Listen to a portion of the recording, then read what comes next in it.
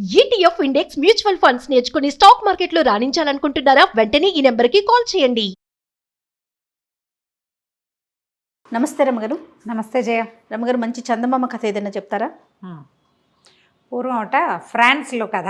చందమామ కథలు ఇలాంటి ఉంటాయిగా. ఫ్రాన్స్లో, జపాన్లో, రష్యాలో, అదేదో దేశంలో, కువైట్లో, అదే టర్కీ దేశము, అలాంటి పేర్లు ఉంటాయి. ఇద్దరు అంటే చాలామంది జమీందారులు ఉండి చక్రవర్తికి అనుగుణంగా పనిచేసేవాళ్ళు. కొంచెం పక్కపక్క గ్రామాలకి జమీందారులుగా ఉన్న ఇద్దరు జమీందారుల ఇళ్లలో ఒకేసారి మగపిల్లలు పుట్టారు. మరి పక్కవేం కాదు, ఒక మాదిరి దూరం ఉంది. అయితే ఏదో సందర్భంలో వీళ్ళిద్దరు జమీందారులు ఇద్దరు కలుసుకుని నాకు అబ్బాయి పుట్టాడో అని చెప్పుకున్నారు. మీ అబ్బాయి ఏ రోజు పుట్టాడంటే ఫలానా రోజు 11వ తారీఖు ఆదివారం అంటే నాకు అబ్బాయి 11వ రోజు ఆదివారమే పుట్టాడు. మీ అబ్బాయికి పేరేం పెట్టావు, మీ అబ్బాయి ఎలా ఉన్నాడంటే మా అబ్బాయి తెల్లగా బొద్దుగా బాగున్నాడు అని ఈయనో పేరు ఆయనో పేరు చెప్పారు. అమిస్, అమిల్.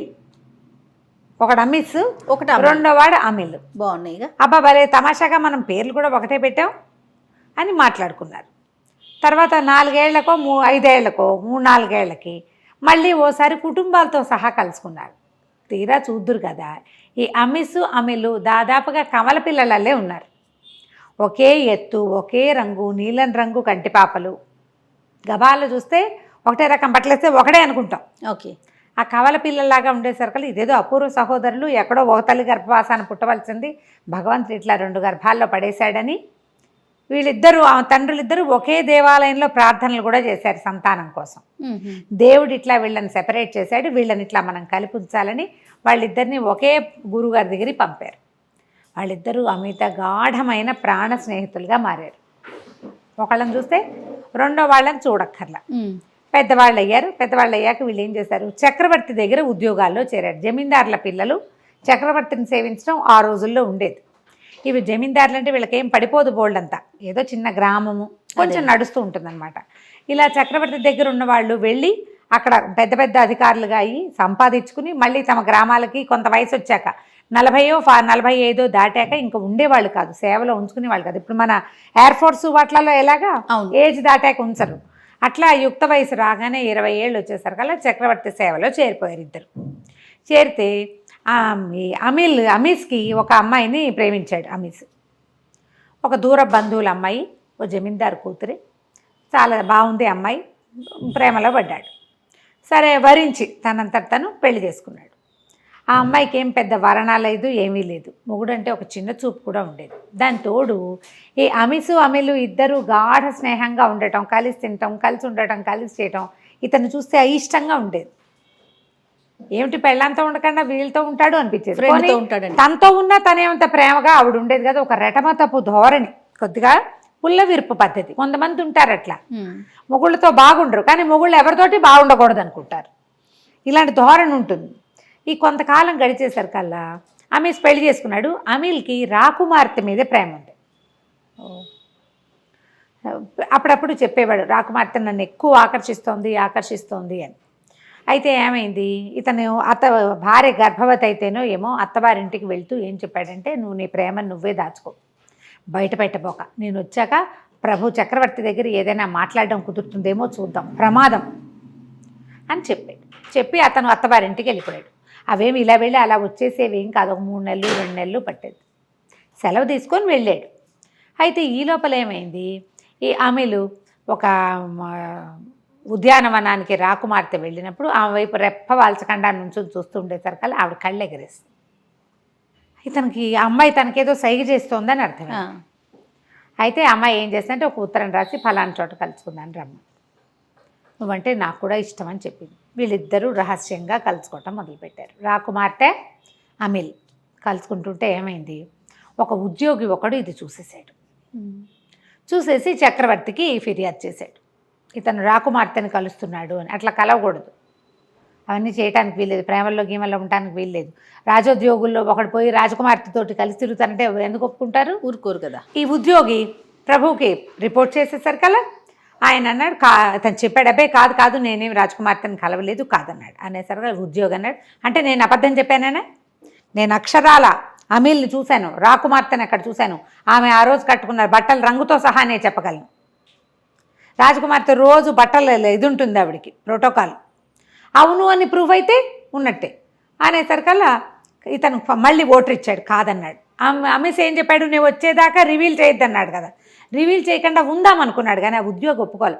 అయితే నాతో ద్వంద్వ యుద్ధానికి సరేనా, నువ్వు దమ్ముంటే నువ్వు యుద్ధం చేయి, నువ్వు అబద్ధం ఆడేవాడివి, భయంతో ఓడిపోతావు అనేసరికల్లా ఇంకేం చేయాలో తెలియదు.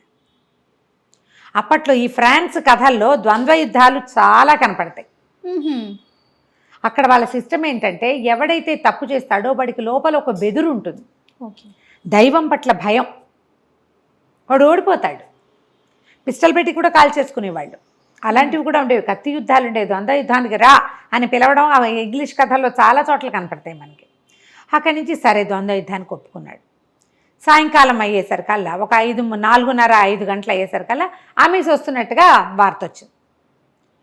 ఇతను ఏం చేశాడు, ఇంటి దగ్గర ఉండకుండా ఆ మేఘాల మీద దీనికి పరిగెత్తాడు, అంటే మన ఏమంటారు పొలిమేరల దాకా వెళ్ళాడు.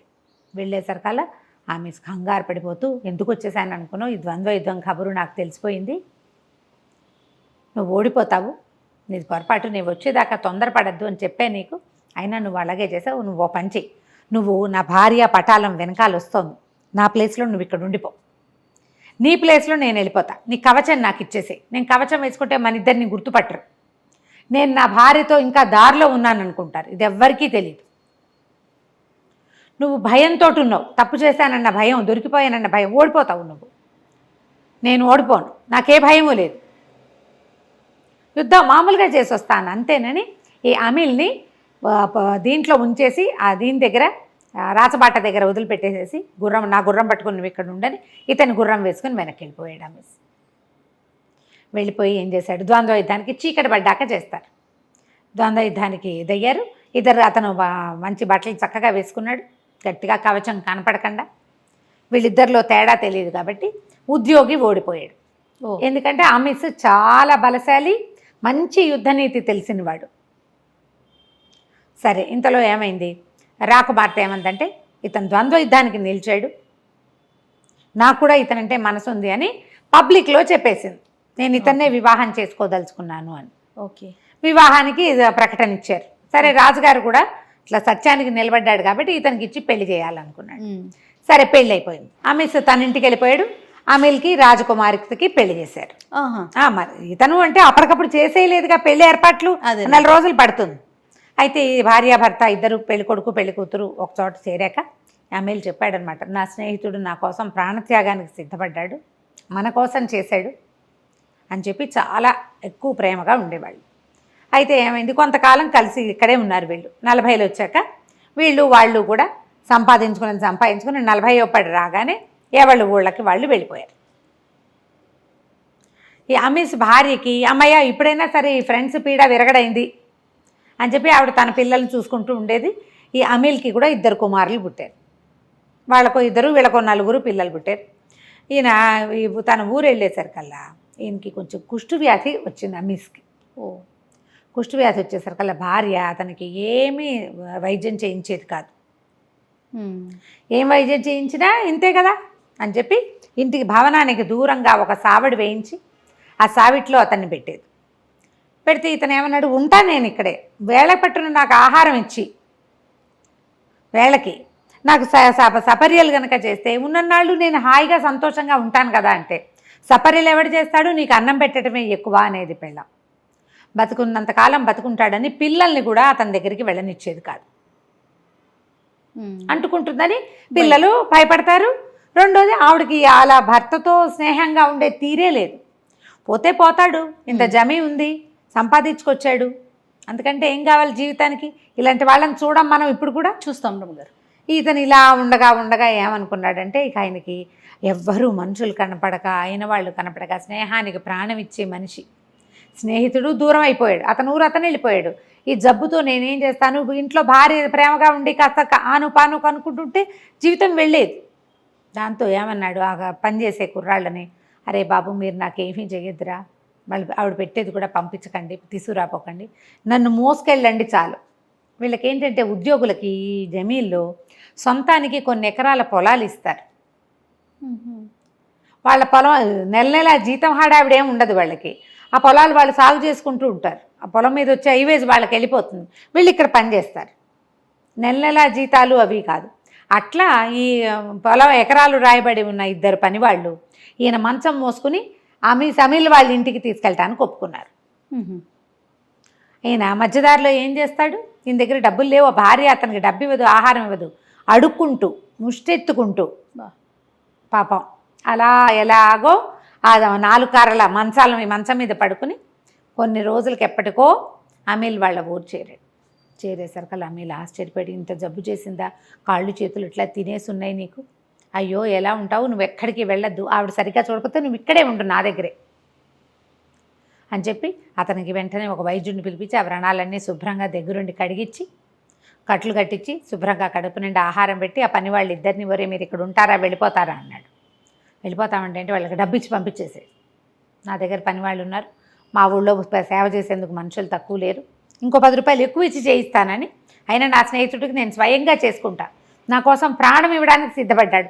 ఒకవేళ అప్పుడు ద్వంద్వ యుద్ధంలో ఓడిపోయి ఉంటే చచ్చిపోయేవాడు కదా, అంతేగా, ఎంతో బాగా జాగ్రత్తగా చూసుకునేవాడు. సరే వీళ్ళిద్దరూ స్నేహంగా కొద్ది రోజులు ఉన్నాక ఒకనాటి రాత్రి అమీస్కి ఒక కల వచ్చింది. ఒక దేవదూత కనపడింది కల్లో. తెల్లవారుజామున 5:30, 5:15 కాసేపట్లో మెలకు వస్తుంది అనగా ఒక దేవదూత పెద్దగా ఎత్తుగా, ఆ ప్రాంతాల్లో దేవదూతలు కనపడ్డాలి, ఏంజల్స్ ఎక్కువ కనిపిస్తాయి. రెక్కలున్న ఒక అందమైన దేవదూత ఏం చెప్పిందంటే, నీ జబ్బు పోయేందుకు ఒక మార్గం ఉంది అమీస్, నీ స్నేహితుడి కుమారులు ఇద్దరినీ చంపి ఆ రక్తం రాసుకుంటే ఇది తగ్గిపోతుంది అని చెప్పింది. చెప్పేసరికి ఇతను వద్దు వద్దు వద్దు, నా కోసం ప్రాణం ఇస్తాడు, వాడి పిల్లల్ని చంపటం ఏమిటి, వద్దు వద్దు అన్నాడు. గట్టిగా అరుస్తున్నాడు. ఈ తెల్లవారిపోతుంది కదా, అమీల్ లేచి వచ్చి స్నేహితుడు ఏదో వద్దు వద్దు అంటే, ఏమిటి అమీస్ ఏం వద్దంటున్నావు, ఏం జరిగింది, ఏం కనపడింది నీకు అని అడిగితే అతను వలవలా ఏడుస్తూ, ఎవరో దేవదూత కనపడింది, నీ కుమారుల నెత్తురుతోటి నా జబ్బు తగ్గుతుందిట, ఇంత దుర్మార్గమా, 50వ పడిలో పడుతున్నాను, నా జబ్బు తగ్గడానికి పసిపిల్లల రక్తం రాసుకుంటాను, ఇంకా ఇప్పుడే 10-12 ఏళ్ల పిల్లలు నీ పిల్లలు, అదే వద్దు వద్దంటున్నాను అనేసరికల్లా అమీల్కి అనిపించింది, వీడు నా కోసం ప్రాణం ఇవ్వదలుచుకున్నాడు, వీడిని బతికించడానికి పిల్లలు మళ్ళీ పుట్టరా అనిపించేసింది. అనిపించి ఏం చేశాడు, తెల్లవారాక భార్యని ప్రార్థనా మందిరానికి వెళ్ళు, నువ్వు ప్రార్థన చేసుకోవడానికి మందిరానికి వెళ్ళమన్నాడు. దేవాలయం ఏదో ఒక టెంపుల్ వెళ్ళమని కొడుకులు ఇద్దరు ఆడుకుంటుంటే ఇద్దరికి ఏదో తినడానికి పెట్టి గదిలోకి తీసుకెళ్ళి మంచం మీద పిల్లలిద్దరి కుత్తుకలు కోసేసి ఆ నెత్తురు ఇట్లా పట్టుకొచ్చి ఇతనికి వ్రణాలకి పూసేసాడు. పెద్ద కేకలు పెట్టాడు. అమ్మేసి అయ్యో ఏం చేసావు, ఎంత పని చేసావు నువ్వు, ఇలాంటి పని చేసావేమిటి, పిల్లలని కేకలు పెట్టినా ఇక మొత్తం పుండంతా మాయమైపోయి మామూలుగా వచ్చేసినాయి చేతులు కాళ్ళు. పద నా భార్యను కలుసుకుందామని చెప్పి ఇతను వెంబడి పెట్టుకుని ప్రార్థనా మందిరం దగ్గరికి వెళ్ళాడు. మామూలుగా నడిచొస్తున్న అమీస్ని చూసి ఆశ్చర్యపోయింది రాజకుమార్తె. ఎట్లా నడుస్తున్నాడు, ఏం జరిగింది, ఇలాంటి మిరకిల్ ఎలా జరిగింది అని సంతోషంగా అడిగింది. తన భర్తకి ప్రాణదాత అన్న ప్రీతి ఉంది, ప్రాణ స్నేహితుడు. అడిగేసరికల్లా అమీల్ చెప్పాడు, దేవదూత కల్లో కనపడి చెప్పింది, పిల్లల నెత్తురుతోటి రాస్తే తగ్గిపోతుందని, నేను ఆ పని చేశాను నా స్నేహితుడిని రక్షించుకోవడానికి అనేసరికల్లా ఆవిడ దుఃఖంతో కుమిలిపోయింది. నన్ను ఎందుకు పంపించేసావు, నన్ను కూడా అక్కడే ఉండనిస్తే నేను కూడా చేసేదాన్ని కదా, ఇతను నీ ప్రాణదాత, నిన్ను బతికిచ్చినవాడు, ఏం చేస్తాం, అతని కోసం ఏదైనా చేసేవాళ్ళం, నన్ను ఎందుకు పంపించేసావు, పిల్లల్ని ఆఖరి చూపైనా చూసేదాన్ని కదా అన్నది. కానీ ఆ పిల్లల్ని తలుచుకొని పిచ్చి ఏడుపు వచ్చేస్తుంది ఆవిడికి. దుఃఖం అణుచుకుంటూ ప్రార్థన ముగించుకొని ముగ్గురు ఇంటికి వచ్చారు. ఇంటికి వస్తే ఆవిడ పిల్లల శవాలు మరి తర్వాత చేయాలా, కొంతమంది పని వాళ్ళందరినీ సిద్ధంగా ఉండమని ఈవిడ పిల్లలు డెడ్ బాడీస్ చూడడం కోసం గదిలోకి వెళ్ళింది. హాయిగా ఆడుతున్నారు ఇద్దరు మంచం మీద కూర్చొని. ఆమె నిర్ఘాంతపోయింది, పెద్దగా కేకలు పెట్టింది, అమీల్ చూడండి ఇక్కడ ఏం జరుగుతోందో అని. వాళ్ళు పరిగెత్తుకొచ్చేసరికల్లా మేడం మీద ఇద్దరికి ఇట్లా ఎర్రటి చారలు ఉన్నాయి తప్ప పిల్లలు శుభ్రంగా బతికే ఉన్నారు. ఆ దేవదూత వీళ్ళ స్నేహాన్ని పరీక్షించడం కోసం ఇలాంటిది పెట్టింది. అది చాలా ప్రచారమైందట. స్నేహితుడి కోసం ప్రాణం ఇచ్చేవాడికి భగవంతుడు ప్రాణం పోస్తాడు, వాళ్ళ నమ్మకం అన్నమాట అది. ఈ రోజుల్లో జరుగుతాయో జరగవో, కానీ నిజంగా అంత పని చేయటం, మొదట అతను తనకి పెళ్ళయింది, ప్రేమించి పెళ్లి చేసుకున్న భార్య ఉంది, అయినా కూడా స్నేహితుడి ప్రాణం పోతుందేమో అని ఆ యుద్ధానికి సిద్ధపడి వెళ్ళాడు. తన పిల్లల్ని వదిలిపెట్టుకుని అయినా సరే స్నేహితుడిని రక్షించాలనుకున్నాడు. వాడు ప్రాణ స్నేహితుల కథ బాగుంది కదా. చాలా బాగుంది రమ్మగారు, సూపర్, ఎక్సలెంట్ అనమాట. చందమామ కథలు బాగుంటాయి.